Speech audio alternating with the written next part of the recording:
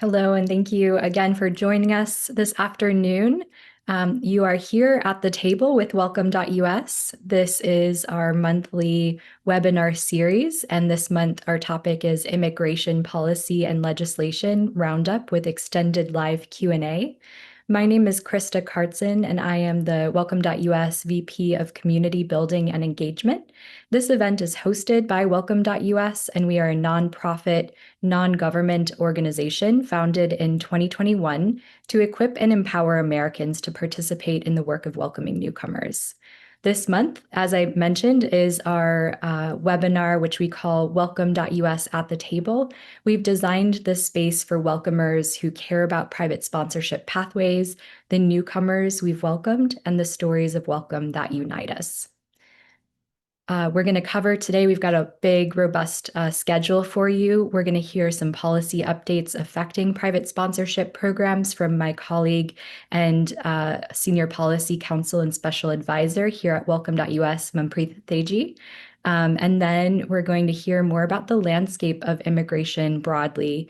What pathways do people take to arrive in our country? And we're going to hear from Tracie Morgan, founding attorney of Hope Immigration, and Ashley Glimasinski, the administrative director and education manager at We Choose Welcome, around that topic. Manpreet will just join us again to talk more about the context and why understanding these pathways are so important and what are some legislation topics that our representatives are talking about right now around these issues. And then we'll allocate an extended time of Q&A so that these experts can answer your questions directly. And we got a lot of great questions at registration, so we look forward to really addressing those as well. So for now, I will go ahead and introduce my colleague, Manpreet Teji. Manpreet, thank you for joining us. Thank you so much, Krista. Lovely to be with you all today. I wanted to start off with providing an update on some news coverage that you may have seen last week. So there were news reports that President Trump is expected to lower the ceiling on refugee admissions to 7,500 people for fiscal year 2026. This would mark the lowest presidential determination in the history of the U.S. Refugee Admissions Program, also known as USRAP. The reports also indicate that they will be prioritizing resettling Afrikaners from South Africa and others facing what the administration considers unjust discrimination. Each fiscal year since 1980, the president has set a cap for refugee admissions. And for comparison, in fiscal year 2024, the United States resettled over 100,000 refugees. The 2026 presidential determination, while it has been reported in the news, it will not be finalized until Congress is consulted, and that will not happen until after the government shutdown ends. So while these are still news reports, the presidential determination is not in effect. It is unclear based on the news reports how the government is going to begin processing pending or certified applications towards this new cap. So we don't know if folks who are already in the pipeline if they will be considered or not. I know that this is really difficult news for Welcome Corps sponsors as you all are awaiting the individuals that you were hoping would arrive into the United States. We will keep you posted once the presidential determination goes into effect and how it implicates and applies to the populations that Welcome Corps is supporting. We also know that there is some misinformation circulating right now about Welcome Corps. So I want to clarify that no, Welcome Corps has not been resumed and no decision has been made in the Pasito v. Trump case in regards to beginning processing for U.S. refugee admissions. There was, however, an announcement made by the Office of Refugee Resettlement on October 8th. The announcement said that there will be a new program called Preferred Communities, which will support refugee populations already in the United States. This program will provide critical interventions and services for refugees with special needs who have arrived within the past 5 years. It also supports unanticipated arrivals and gaps in service, such as offering initial assessment and referrals and providing direct financial assistance for emergency needs. While this is an exciting announcement when it comes to support available to refugees here in the United States, this does not mean that Welcome Corps has resumed or that applications will be processed again. If your application has not been certified, it will not be processed. But if the individual has been certified and the refugee you plan to sponsor already had their interview, as of now, the processing of their case is still paused. As we get more updates on what the future of US RAP looks like and how that may apply to a program like Welcome Corps or what happens to the pending Welcome Corps applications, we will make sure to share them on these webinars and on our website. Now I want to transition into an update that I provided last month for the Uniting for Ukraine renewals. Last month, as I shared, USCIS, also known as U.S. Citizenship and Immigration Services, has resumed reviewing and approving re-parole applications for U4U beneficiaries. As you may recall, in February, USCIS paused processing for immigration applications for both U4U and CHNV. Now, USCIS has begun processing re-parole applications for this population. I do want to indicate that as of today, USCIS has issued a notice that there will be a parole fee of $1,000 applied to each application once their U4U application for re-parole has been granted. So just to remind you all, the $1,000 fee will be applied once the U4U re-parole has been granted, not when the application was filed. And this only applies to U4U as we are not seeing any re-parole applications for other populations, including the parole processes for CHNV.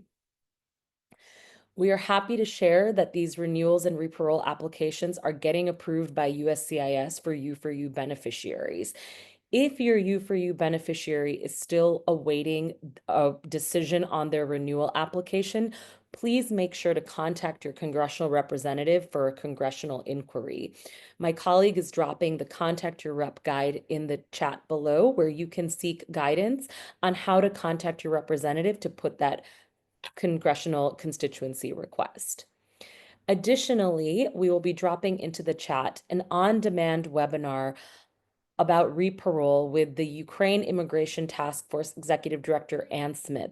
She walks through some good tips and tricks on how to apply for re-parole and how to seek guidance on your pending re-parole application. With these updates, I give it back to Krista. Thank you so much for those timely and helpful updates, Manpreet. I appreciate you. And now it's an honor to turn it over to Ashley Glimasinski and Tracie Morgan, who are two experts in this field, who I have learned so much from very personally, and have just appreciated the content and their knowledge sharing over the last few months in particular.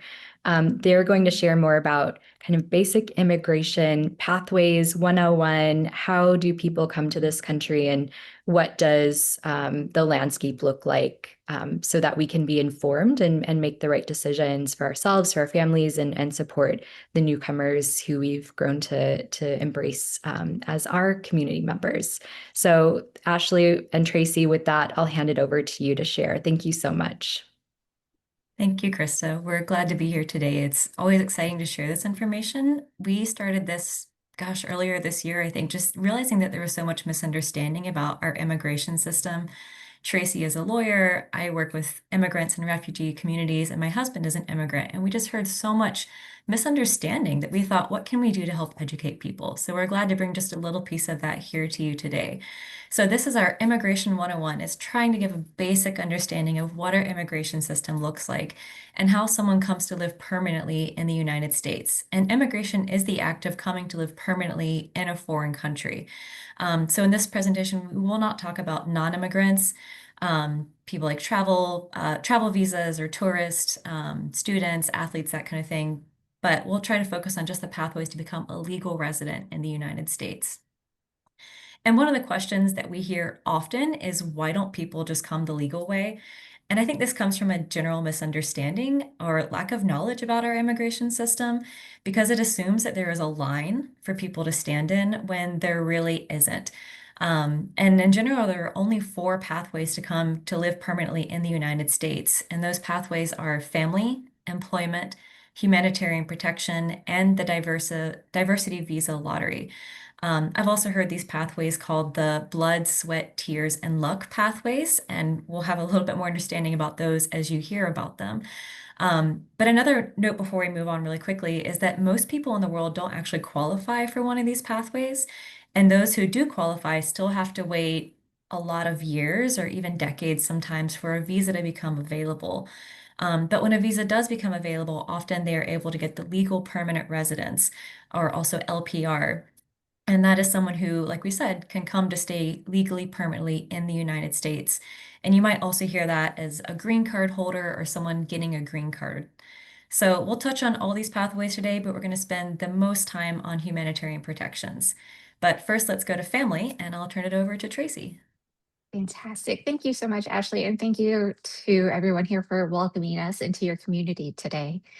As Ashley mentioned, I'm an immigration attorney, and I'll talk a little bit about the family option for immigrants coming to the United States. But before I really dive into that, something that's more timely is dealing with the government shutdown.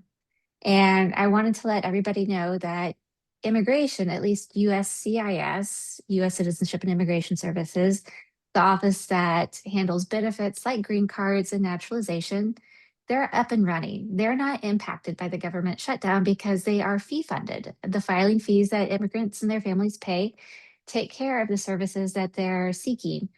I've always found this a bit interesting because we've had so many shutdowns over the last 10 to 15 years, many of them related to immigration. And yet immigration is the one agency I feel like that does not suffer in a shutdown. Although I will say today that I had a colleague who went to a green card interview this morning. The computers were down. And so all the interviews that were scheduled for today are now rescheduled to early December. So USCIS might be up and running, but I don't know if their IT is. So I'll leave it at that. Family immigration is the most common way for people to immigrate to the United States and get a green card that is their permanent residency here. US citizens or other permanent residents can submit applications to the government, to USCIS, to help their qualifying family member become a permanent resident. And a qualifying family member just depends on your own status. As a US citizen, you can petition for your children, your spouse, your parents, and siblings. If you're a permanent resident, it's really just limited to your children and your spouse. It also depends if your children are minors or not, if they're married or not. And the government treats these different categories with different priorities. Sometimes, if you're an immediate relative, that is the spouse or minor child of a US citizen, there's always a visa available, and you can apply for your green card at the same time that you apply for your underlying petition.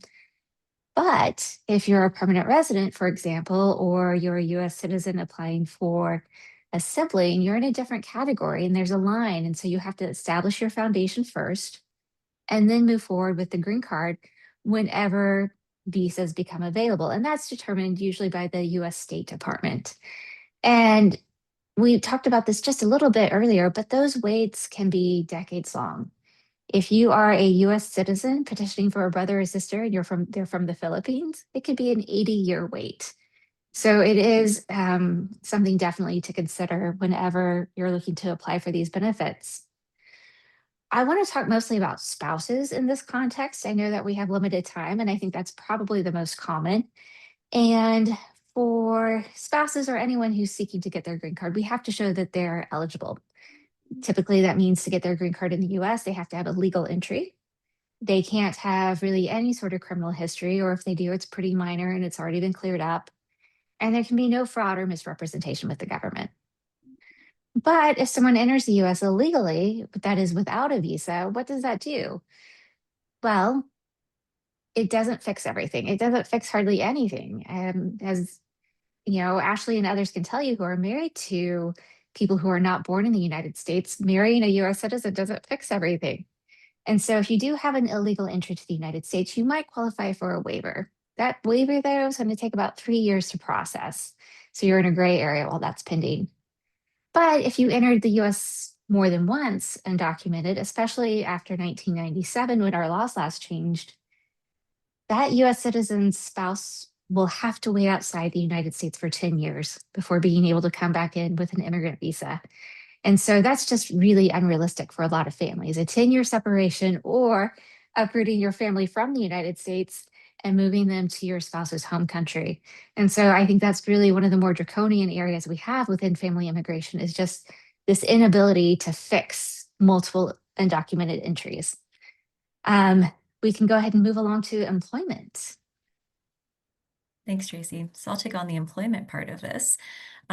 So many people do come to the United States every year to join our workforce, and that's great. We do need immigrant workers, but it's important to understand that not all worker visas are immigrant visas. So just because they have a visa to work here doesn't mean they have a pathway to that legal permanent residence, that long-term residence in the United States. So some people arrive with those non-immigrant visas, which give them entry for a designated period of time, maybe a year, 2 years, 3 years, but they can't stay past that visa time limit unless it's renewed again and again. But for just this moment, we're going to talk about just, again, those pathways that lead to the legal permanent residence. And there are two categories for that. There's the employer sponsorship and also the self-sponsored pathway. And employer-sponsored means that in order to immigrate to the US for work, the individual must have an employer who's already lined up and is willing to sponsor the visa that allows for them to enter the country. The employer pays potentially thousands of dollars and all the legal fees. They have to wait potentially years for the visa to even be available. And they sometimes have to prove that the job that they're filling with an immigrant will not replace an American who is also eligible to work that kind of job. So when you think about it, it's actually kind of cumbersome to apply for this visa because the employer has to go through so much. They really have to want this person to come from another country to go through the links of getting them here on this visa. But if someone doesn't have an employer who is willing to sponsor them, they can also self-sponsor, but that is also not an easy pathway because they have to demonstrate extraordinary ability in like sciences or arts or education, business, athletics. They have to prove that they are worth this visa. Sometimes they have to prove that their entry to the United States is going to be a benefit to the country, that they're bringing some kind of technology or patent or something that is really going to help the United States. But if you don't have a talent in any of those categories, someone who wants to come to the United States through a self-sponsored visa might also just have a lot of money and be able to pay for a visa. And that could be something like $500,000 to invest in the US. This was actually in effect long before the proposed gold card that's been talked about recently. So this has actually been a part of our immigration system for a while now. So those are the two ways that you can come through an employment visa. But it's also important to note that you have to have a nearly spotless record to be eligible for one of these employment visas. Like Tracie said, it's not always the case that you can just get a visa. You have to have no history of no history of unlawful entry, or no more than 6 months total of being out of status, meaning that you didn't violate your previous visa by overstaying. So there's actually a lot of requirements before you can even apply to be eligible for this visa. And I'll turn it over to Tracie again. Thank you so much. So we're going to transition into talking more about humanitarian programs. And what I will say is that these can be opportunities for someone to establish status in the United States and then allow them to apply for a green card. So this is pre-green card and then pre-naturalization as well for everyone that we'll talk about. We'll talk some about refugees and asylees, the differences between those two groups of people, I work primarily with survivors of domestic violence and other types of violent crime, as well as human trafficking. TPS, temporary protected status, is certainly in the news, and we'll cover that briefly, as well as the humanitarian programs of parole. And I was very happy to hear that U4U is being processed again. That was news to me. So I've already learned something on this webinar as well. So we'll go ahead and start to talk about refugees. That's right. So this is something that I'm familiar with because I worked with refugees in my community for the last 5 years, including living in a temporary housing ministry with refugees, where I got to have a lot of amazing conversations and eat a lot of really great food. But just a quick overview of the refugee process. So a refugee is someone who has fled their country due to a well-founded fear of persecution, and they are unable to return to their home country. And one of the reasons that they might flee, and as their well-founded fear of persecution, is their race, their nationality, their religion, their political opinion, or their membership in a particular social group. So any one of those reasons might qualify someone to apply for refugee status. But they have to begin that refugee status application outside of their home country. They can't, for example, be from Kenya and apply for refugee status from within Kenya. They do have to leave their country and go to another country where they would apply to the UN, or rather to the United Nations High Commissioner for Refugees, the UNHCR. So they get to that second country and they say, "Help, I'm fleeing my home because of one of these 5 reasons." It's quite a long application and quite a long process. There are years of vetting and background checks and medicine checks, just to make sure that someone is actually who they say they are and that they are actually fleeing for one of these reasons. It helps if they have documentation or some kind of proof that they are fleeing for this reason. For example, if they come from a country where it's known that their religion is often persecuted, there's lots of historical data and there's lots of reporting on it, then we can say, yes, we do believe your story just because of the religion that you are. But then you also might have to prove that you actually are a follower of that religion and say, I know all of these tenets of my faith. I do this daily as a practice of my faith. And so there's still further checks to make sure that someone is who they say they are and they are really fleeing for one of these reasons. So they must begin their process again outside of their home country. So they get to that second country. The UNHCR approves their application for refugee status. And then the UN says to other countries who are members of the UN and saying, we need someone to take this many refugees this year. Could you take them? And that's when other countries say, I can take 10 refugees, I can take 1,000 refugees. It's hopefully more than that number, obviously, but they would say how many they can take that year. And in the United States, that number is set by the President of the United States. So he'll set a refugee ceiling, which says up to how many refugees we can receive in that year. So that's how a refugee would come to the United States. They don't even get to pick the country where they're resettled unless they might have extenuating circumstances, like there is family in the country and they would like to go to join them. But a refugee is just told really where they're going to end up. They don't have a choice in that matter. So again, let's say someone has fled from Kenya, they've gone to maybe Zambia, and now they are being told by the UN, we're going to send you to the United States. And in the United States, they're paired with the Refugee Resettlement Agency or a private sponsor, which is what we saw through Welcome Corps. And that refugee agency or the private sponsor then helps them in their first couple months in the United States and hopefully over the next few years as well, in helping them resettle and assimilate into the culture. So the process is long. It's not easy. The average wait time can be about 10 to 26 years sometimes. I know that sometimes it's a little faster, but I have an example of a refugee that I met. He came to the United States when he was 21 with his family. And he said, Ashley, I'm from the Congo, but I've never been to the Congo because I was born there. And then my family moved when I was an infant to Zambia because we had to flee for our lives.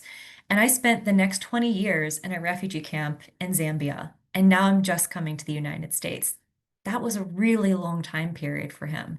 So it's a long process. It's not quick. It's not easy. And there are over 42.7 million refugees in the world today, but less than 1% will ever be resettled to a safe country like the United States. So it's just not as easy as people might think it is. And we can go to the next category, which is the asylum seekers. And asylum seekers are also fleeing their country for one of those same 5 reasons as a refugee, because of their race, their religion, their nationality, their political opinion, or their membership in a particular social group. But the difference between an asylum seeker and a refugee is that an asylum seeker has to leave their country and then they are in that second country that they want to stay in. So, for example, someone is fleeing from Honduras and they want to come to the United States. And maybe they don't have the opportunity to wait safely somewhere in a second country because we know that gangs, for example, are in Honduras, but they're also in the surrounding countries. So maybe the only safe place for them is the United States. So instead of waiting in a second country, they come directly to the country where they want to seek asylum. And it's important to note that according to both US and international law that we've signed on to, that someone has to be on US soil, has to be in the country they want to seek asylum from before they can apply. You can't be in Mexico and apply for asylum in the United States. You have to be on US soil, you have to cross the border, you have to be at a port of entry before you can apply for asylum. So it's a difficult pathway because rather than waiting outside of the US for safety, they're in the United States, but they're also waiting in kind of a legal limbo process where they have to wait. Sometimes Tracie's mentioned a client of hers who's been waiting 14 years for asylum, to be granted asylum in the United States. In the meantime, they are supposed to get a work visa and be able to live their life. But I know a man now who's been waiting for a work permit, sorry, not a work visa, but a work permit. He's been waiting for over a year at this point while his asylum case is proceeding. His sister is in detention and has been in detention for over a year now. So that's not necessarily a benefit to come as an asylum seeker either, but when you are fleeing your life or you are fleeing for safety, sometimes it's the only option you have. And so people take what they have to do to protect themselves. And just quickly, I know we're running out of time a little bit, but affirmative asylum is for someone who has entered the US with a visa, such as a tourist, a student, employment, etc. And before that visa expires, they say, oh, wait, I can't go back to my country. It's not safe. I need to ask for asylum here now. So that's affirmative asylum. Defensive asylum is for someone who comes to our border and asks for help, or someone who is already in those deportation proceedings, meaning they've crossed the border, they've turned themselves in to CBP, to the Border Patrol, and they say, please don't send me back. I can't be sent back because I have a credible fear of being returned. So one is the affirmative asylum where you're already here on a legal visa, and then you say, I actually need help. I can't go back. And defensive is when you come to the border and say, please let me in. I do need to stay here because it's safe for me here. And that's it for asylum. I will turn it back over to Tracie for what she is most knowledgeable on. Thank you so much. So I want to talk a little bit about survivors, and we'll start with the Violence Against Women Act, which is an amazing act, but it's a horrible thing because it doesn't require violence and it doesn't require the victim to be a woman.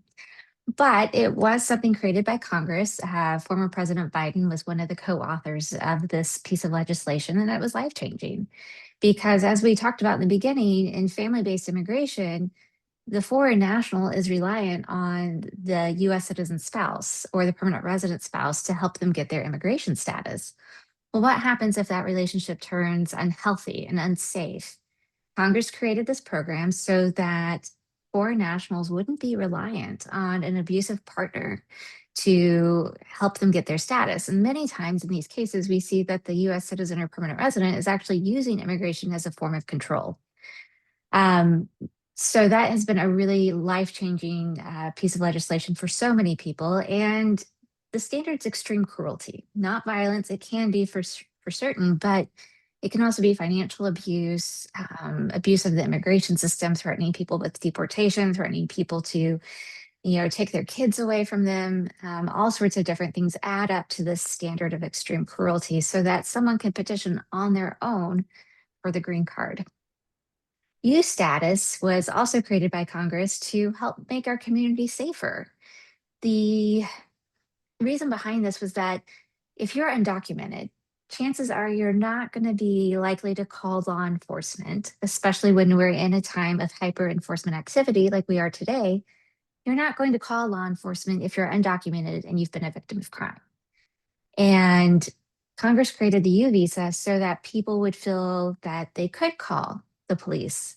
And if they called the police, if they cooperated with law enforcement in any part of the investigation or prosecution of a crime, they could potentially apply for U status, which then gave them 4 years of status, 4 years of a work permit. And after year 3, they could then apply for a green card. I think the thinking behind this was amazing. And again, talking about making our communities safer. But two of the real big downsides with this type of status is number one, you have to get law enforcement to sign a form to say that you cooperated. And law enforcement may not want to do it. It's an unfunded mandate. They may not want to be seen as quote unquote easy on immigration if they start signing these certifications for people who are undocumented. So it can be a bit of like roulette. You just don't know, if you're a victim in one county and you're, able to apply for a use visa, but if you are a victim of the exact same crime in the next county over, you may not be able to. Another downside with the U visa is the numbers. Congress allows 10,000 of these visas to be granted per year, but upwards of 40,000 people apply every year. And so over time, this backlog has grown and it's almost unmanageable. I tell clients now that when we're doing these, that we're going to be looking at 25 years before a full approval of the U visa. And it's going to take 5 years to get a work permit. Again, people are living in this gray area where they have something pending, but they don't have documents, and it can be really hard. And again, these are people who have reported crimes and are making our community safer. T status, it's one of the few things in immigration law that makes sense. T for trafficking, like Sesame Street. And this is for people who have been victims of a severe form of trafficking, so either sex trafficking or labor trafficking. Like the U visa, it's 4 years of status, and after 3 years, they can apply for a green card, which is wonderful. The T visa has a limit of 5,000 per year, and I think we hit the cap for this for the very first time about a year ago. So something to just kind of keep in the back of our minds as we look to legislation reform and things like that. These types of relief are really forgiving. So if someone has an illegal entry to the United States, that can be forgiven. It's basically, like I said, it's a balancing test. Is what this person went through worse than their immigration violations or even criminal history? And more often than not, yes, it is. And so they can be forgiven for all sorts of things. And again, as I mentioned, these all lead to green cards, which is wonderful. So security in the United States is just a matter of time. You can go on to the next slide. And so just briefly, the other humanitarian programs that I want to talk about is those that don't lead to status on their own. No, they don't lead to a green card. They don't lead to citizenship or anything else, but they're temporary. They're here to allow people to live and work without fear for a certain amount of time. And so sometimes what we're able to do, like with DACA, the Deferred Action for Childhood Arrivals, is somebody might have that type of status, and we can pivot that to allow them to then apply for a green card based on a marriage, for example, or something like that. One of the things that I love about DACA is that if we had someone who entered the United States as a child, they didn't have any status, no visa, they get DACA, they then get permission from the US government to leave, they can leave and come back, and now they have a legal entry, which they didn't have before. And if they're married to a US citizen, um, they can go ahead and apply for their green card here in the United States. It kind of feels like magic to me, but it is a wonderful way for people to fix their status when the stars align that way. So we do still have DACA, and some good news is that initial DACA applications are being accepted again. They had been on hold for, gosh, probably about 6 or 7 years, so that's exciting. TPS, temporary protected status, like the name says, is temporary, and this is in the news a lot because of litigation, and about 500,000 people are losing their status. Nepal, Haiti, Venezuela, Afghanistan. When these countries are designated for TPS, the government is saying, your country is not safe for you to go back to. We are allowing you to stay here with work permission without fear of deportation. And then when the government says, oh, it's okay now for you to go back, they rescind the TPS, they revoke the TPS designation, and people suddenly have 60 days to figure out next steps. So again, it is temporary. People have to look for other ways to try and stay in the United States, be it through a family petition or applying for asylum, for example, but it's a tough place to be. And then finally, with parole, we had these programs put in place by presidential administrations, CH&V, so Cuba, Haiti, Nicaragua, and Venezuela was a great program that allowed people to come in for 2-year increments and work, and then maybe work on finding another path to being here in the United States. That program is now gone. We've talked about U4U already. And then we had the Afghanistan parole program with the fall of the government, with the Taliban taking over. That was a huge program that brought in about 80,000 people from Afghanistan on parole. So parole is not as formal as a visa. So you haven't gone to an embassy for an interview or anything like that, but you have been vetted. And then you get here and then you have a little bit of time to try and get your status sorted out. All right, next slide. And our last pathway that we're going to talk about is the diversity visa lottery, which is that luck pathway because, like the name suggests, it really is a lottery. It's kind of amazing to me that one of our 4 pathways of immigrating to the United States is just a completely luck-based pathway. But it is limited to a certain category of people. So it's for people from countries with historically low rates of immigration to the United States. So that means that countries that have high rates of immigration, like for example, China or India, people from those countries are not eligible to apply for the diversity visa. And it only opens once a year. So once a year, the window opens, you can submit an application. I believe there's now a $1 fee for that. It used to be free to submit an application, but it's now a $1 fee. And after that, you don't pay anything until you win the lottery when your application is selected from a computer-generated lottery system. And that's when people would then fill out further applications and pay further adjustment fees and things like that to actually receive the visa. But we expect that to open soon, that window to open hopefully in mid-October or so for 2027. And I know that some of the non-eligible countries from 2026 were countries like I said, India and China, because so many people have come from there, like South Korea, the Philippines, Mexico, Nigeria, Pakistan, Venezuela. If you do go to the USCIS website or to I believe the DHS website even, it does have a list of countries that are not eligible for the visa because there's already so many people here. So like the name suggests, they want it to diversify the country and the population of the United States. And in 2026, there were 55,000 visas available. I don't know if a number has been introduced for 2027 yet, but we hope that will be soon. And again, this is another pathway that is not guaranteed. So I know a family that applied every year for 10 years for the diversity visa lottery. They finally got it in the 10th year. They were awarded the lottery. And then it took another 2 years of processing before they were able to come to the United States. So it's, again, not a quick pathway. And that's just unfortunately the case for many of our systems of immigrating to the United States. So with that, we'll turn it back over to our friends at welcome.us and for Krista as well. Thank you for the time. Thank you, Ashley and Tracie. And Ashley, just to touch on the diversity visa lottery, I know we spoke about that a little bit in a recent webinar that we have now on demand that we filmed with the Ukrainian Immigration Task Force. And she talked about how Ukrainians is an eligible country in that diversity visa lottery. And there are other countries where refugees are commonly from that do qualify for that. So it might be something to look into. And I also wanted to lift that resource because we have been getting a few questions in our Q&A function around U4U and reparole.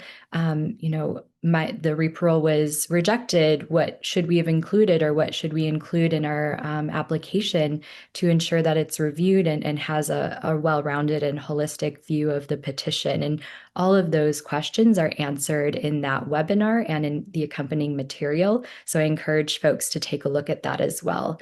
But again, that framework of blood, sweat, tears, and luck as far as immigration pathways has been really transformative in how I consider what it means to make the journey to a new country.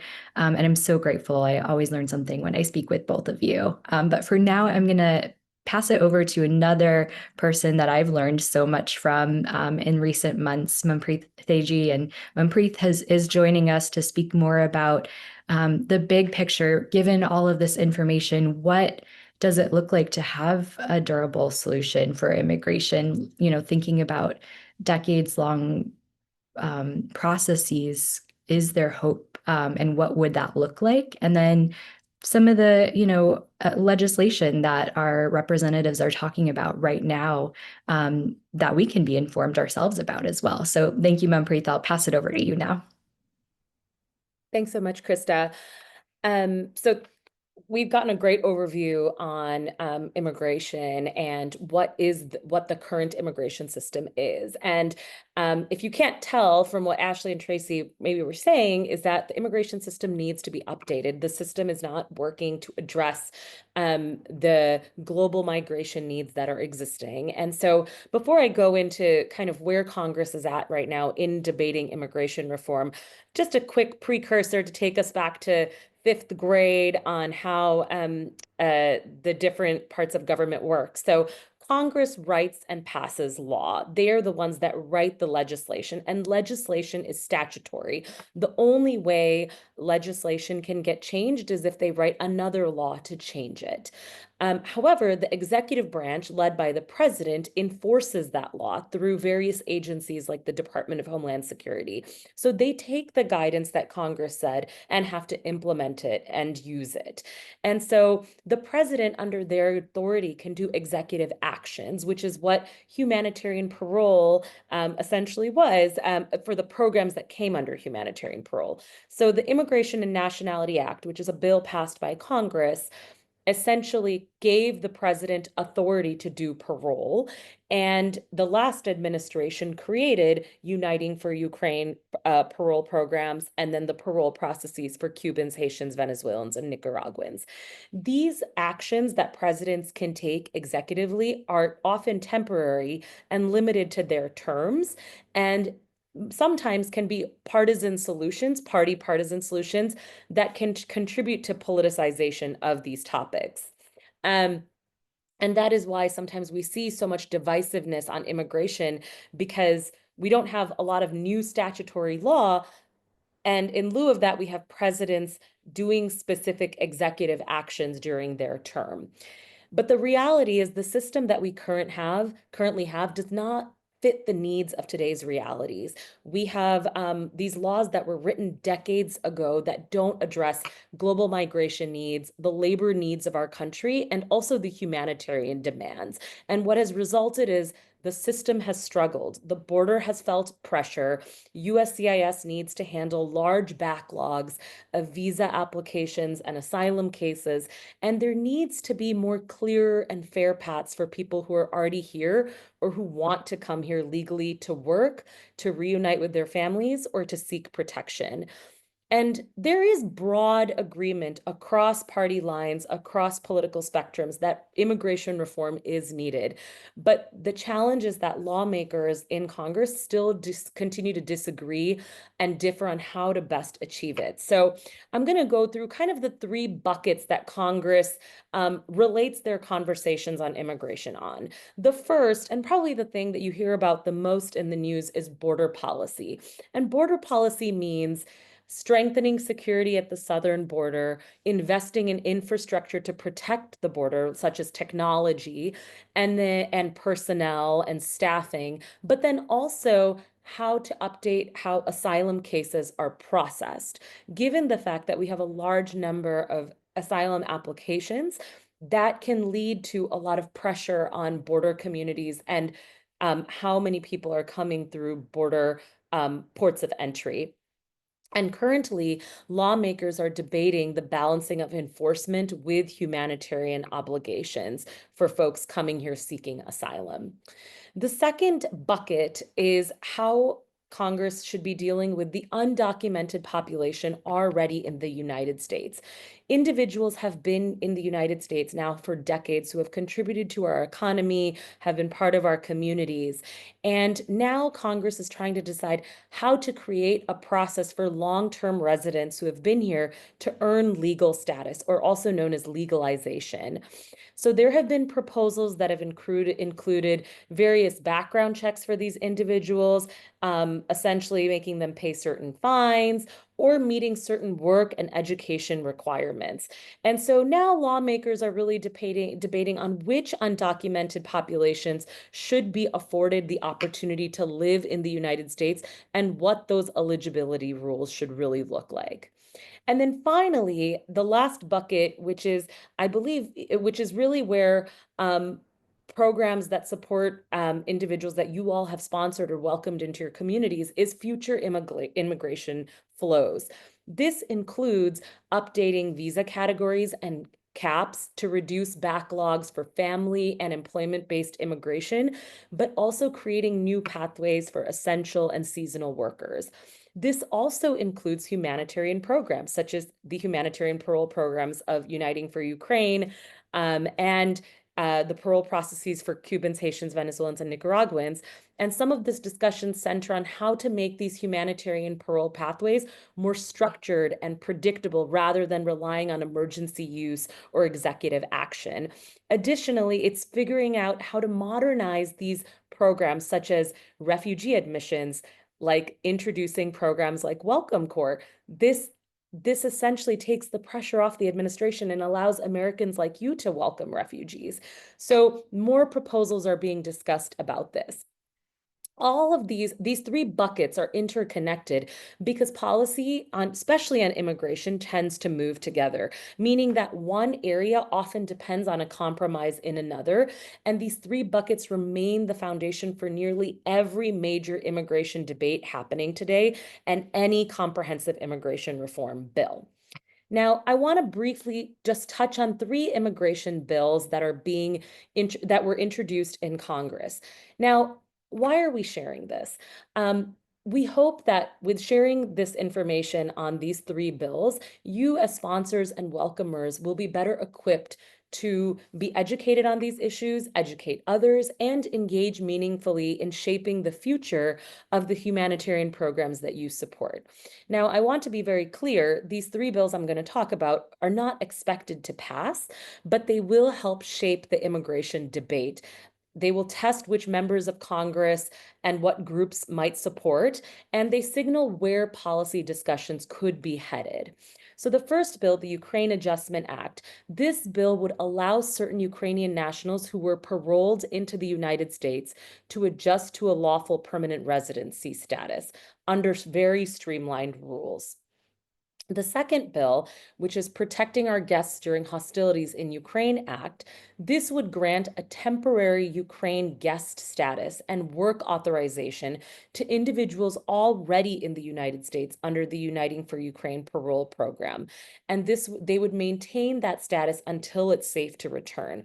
And this bill is a little narrower than the Ukraine Adjustment Act I just shared because it does not provide a path to permanent residency. And finally, the third bill is the Community-Based Refugee Reception Act. This bill aims to create a program to enhance the U.S. refugee resettlement system by involving community sponsorship and local groups. Newly arrived refugees would receive initial support of housing, reception, placement through local sponsors, and partnerships over the first 90 days. So as a reminder, these three bills each tackle a piece of the puzzle to give status to people already here or to support temporary legal protections and improve how we welcome refugees. None of this is a silver bullet, and none of this is likely to pass exactly as it's written today, but it is important to know where the immigration conversation is going. Back to you, Krista. Thank you so much, Manpreet. We have received so many questions, both in the registration and live. So we're just going to hop right into live Q&A. And this first question is for Tracie. Someone asks, why is the path to citizenship so long? And that was 4 O's, 10 to 26 years, potentially, as Ashley shared, with like a refugee status. And why is it so expensive? Those are great questions. And I would say talk to your elected officials about why that is. I think we have, over the years, added Band-Aid on top of Band-Aid on top of Band-Aid, and that we're not really addressing the core issues, which is funding for these offices to actually handle the workload that they have, but then also just the ability to handle an evolution of our immigration system. We aren't able to adapt very quickly to changes. You know, when we saw a rush of people coming to the border in 2008. How did we handle that? Not very well. We just don't allocate resources, I think, in a way that's efficient. I mean, even today, like looking at applying for a green card, you cannot apply for a green card. The I-45 is the form. You can't do that online. And it's all paper-based, and you're dealing with very old school system. So I think that's part of the problem. You also have an extensive amount of background checks that go into these applications, and immigration can't move forward until the background checks are done.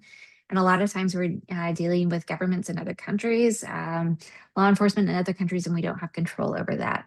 But honestly, I just think it's a question of resources and availability.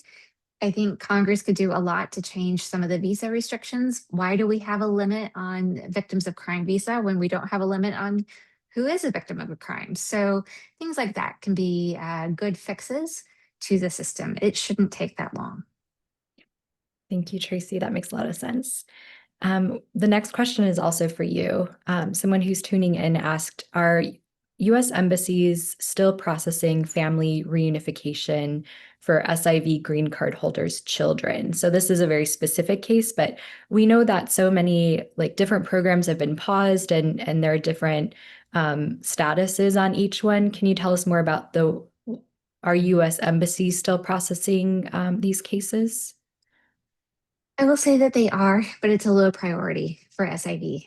Top priority would be for the immediate family members. So a US citizen spouse, I should say, applying for a loved one overseas. So yes, they are, but in reality, are we seeing it? No, but there has not been an official pause that I'm aware of.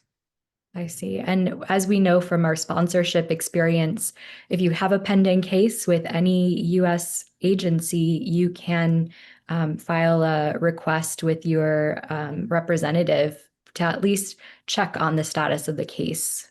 So we would recommend that you consider doing that as well. And we've got resources on our website about how to do that, how to contact your representative, how to file an inquiry with their constituency services office. Manpreet, this next question is for you.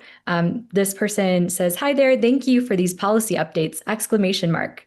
Could you reiterate the primary differences in the Preferred Communities program that was recently announced versus the Welcome Corps program or other programs? Absolutely. Thank you so much. So the Preferred Communities program, which was announced on October 8th by the Office of Refugee Resettlement, will support refugee populations already in the United States versus individuals who are still awaiting to arrive into the United States. But more specifically, this program will provide critical intervention and services for refugees with special needs who have arrived within the past 5 years. And it also supports unanticipated arrivals and gaps in services, such as offering initial assessment and referrals and providing direct financial assistance with emergency needs. We just dropped a link to the official announcement from the Office of Refugee Resettlement that will hopefully have more information for you all. Thank you, Manpreet. And we had a question around the presidential determination. This person wanted to just clarify, and I bet it's not just them. We heard this number of 7,500 refugee cap. Can you explain more about that in the context of there have been applications into the Welcome Corps, there's different litigation going around. You talked about Pasito versus Trump. Can you tell us more about how we should be thinking about these different kind of components, and where does the presidential determination fit into that? Yeah, absolutely. So the presidential determination, which has only been reported in the news, I want to be very clear, the fiscal year 2026 presidential determination for refugees has not been formally announced yet. It is still being decided, given the fact that they have not had a congressional consult and the government is shut down. So they cannot have the congressional consult until the government shutdown ends, and then the president can issue the presidential determination. But given the news reports, they have reported that the fiscal year 2026 number for refugee admissions, the cap is set at 7,500. Now, that number is the cap that the current administration hopes to resettle in the next year. And they have indicated in the news reporting that they will prioritize Afrikaners from South Africa. Other than that, we don't actually know how the individuals who are already in the pipeline to come here as refugees, or who were in the pipeline to come this year, we don't know how they're going to apply to this presidential determination until we actually see the presidential determination when it's issued. And the Pasito lawsuit at this moment is still being decided in the courts. And so at this time, as it's being decided in the courts, refugee resettlement writ large has not restarted yet. So unfortunately, the answer I have to give to you all is that it is unclear at this time who will qualify to come once this presidential determination goes into effect, and how they will prioritize cases that were already approved or already in the pipeline. Okay, thank you. That's really helpful in clarifying. I hope folks find that to be the same case for them. And Ashley and Tracie, this last question is for you, because we always want to give our viewers a takeaway, something that they can do on their own after we say goodbye in this space. Where can people learn more about your work and follow you? Well, that's good news because Tracie and I actually just launched a podcast last week. It's called Hope in Action, Navigating Immigration with Faith and Care. So it is a faith-based podcast, but we do try to take all of this information about immigration and then why we should care from our perspective as Christians, but also just as a faith perspective. Why should we care about immigrants? How do immigrants contribute to our communities? And why do we personally also believe that we should welcome immigrants and refugees into our communities? So I hope that you would take a listen to that. It's now live wherever you get your podcast. We've got 4 episodes out so far, and there will be more coming soon. So take a listen, follow us. We'd love for you to join along. And actually, also, if you're interested in this presentation, we did a YouTube video on it earlier this year in February. So that link is also available.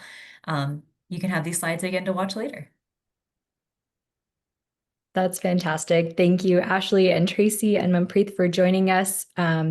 Would also add that a recording of this webinar will be in your inboxes soon. So you've just got all the resources you need at your fingertips to learn more about this really important issue. Thank you all for your time and for your expertise in joining us today. Really, really appreciate you.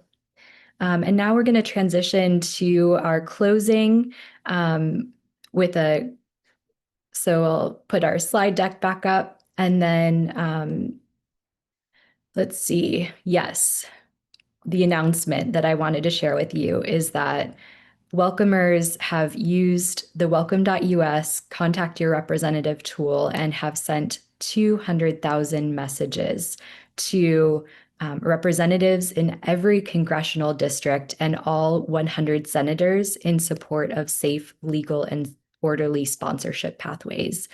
If you've been with us before on a webinar, you've seen this tool that will drop in the chat as well, so you could take a look at it. But this means that there are welcomers all across the country, and there are representatives. All districts have heard the message that we want to see the kinds of policies, safe, legal, and orderly policies that Manpreet and Tracie and Ashley have kind of shared with us today, and we want to see good solutions across our entire country for the good of our communities and for the good of newcomers. And so I'd encourage you, if you're moved by these numbers, as I am, take a look at that tool, take a look at the message. You can modify and adapt it, and share that message with folks that represent you.